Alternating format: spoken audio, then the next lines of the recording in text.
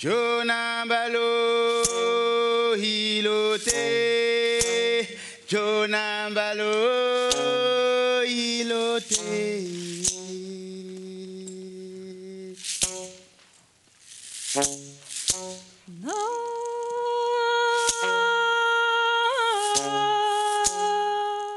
Excellencies, ladies and gentlemen, it's a privilege for me, on behalf of the 3 organizations, to welcome you all to this global forum of freedom of expression. The Minister of Foreign Affairs in Norway, Mr. Jonas Gahr Støre. Welcome. Good morning, ladies and gentlemen, and let me, on behalf of the government, welcome you, a heartily welcome to Oslo this week. I salute you for continuing to fight and to write despite of formidable obstacles. You continue to exercise this noble human right, the freedom of speech. Please keep on reporting, writing, witnessing, commenting with your pens, computers, microphones, tapes, and cameras. I hope you will have a great week in Oslo. I wish you every success, and I have the honor to officially open the Global Forum on Freedom of Expression. Thank you for your attention. Thank you so much. I know it's getting serious. First out is Lydia Cacho from Mexico. Please.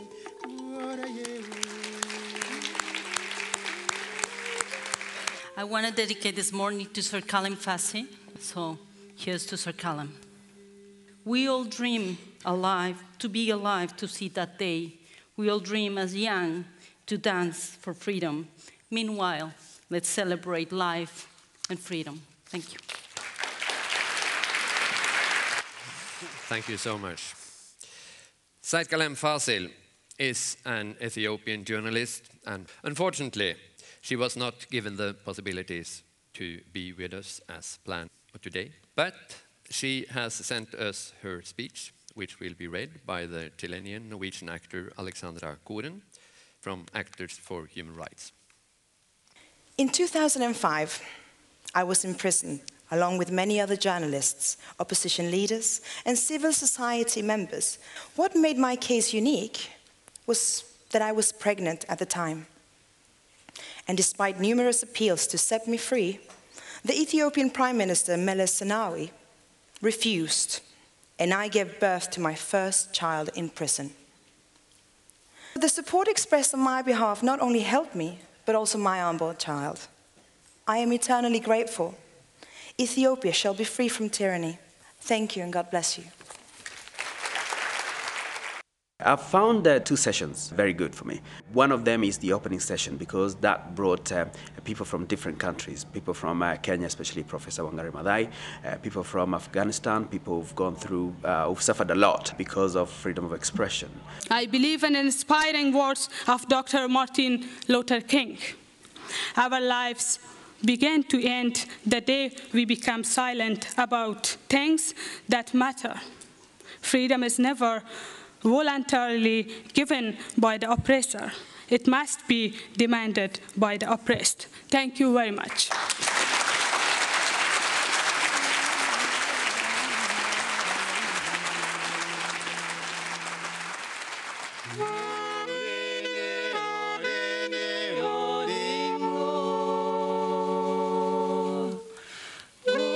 And finally, the Nobel Peace Prize laureate, a world-famous environmental and political activist from Kenya.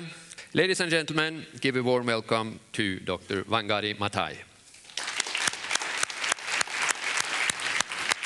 Those who don't know can sleep in peace, but those of us who know must express it. And in the words of that famous German priest, the freedom of expression, we must speak up, because otherwise there may be nobody to speak for us. Thank you very much. And I found also the use of freedom of expression and how technologies can be used to enhance that. Make sure that we enhance freedom of expression wherever we come from. The session I particularly enjoyed was one on propaganda in conflict zones. This is important. As a journalist, my challenge is basically reporting on the government's activities in making sure when they don't follow the proper procedures to make sure that they get back on track. I think that's basically the summary of my job in this whole planet.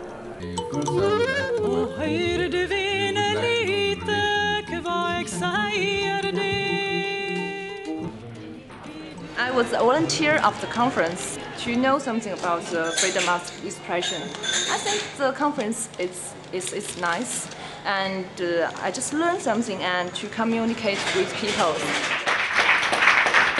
The last 3 days have been wonderful. The session I moderated on Silence Women's Voices was quite exceptionally wonderful.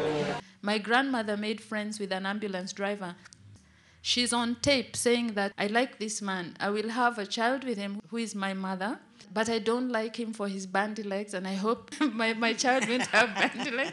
And I said, she said these things? She was more liberated than I am.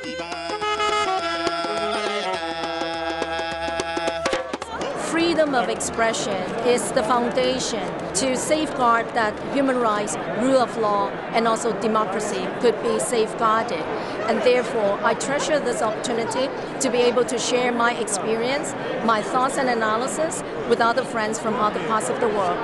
So international solidarity is of utmost importance for us to ensure that democracy could be realized in different parts of the world.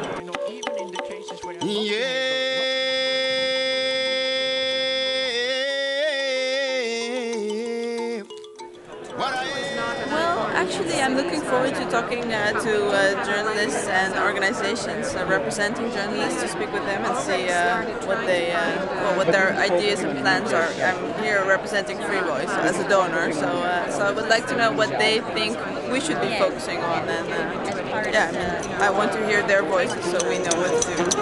I've met many people involved, and NGOs involved in the struggle for when freedom of expression is concerned.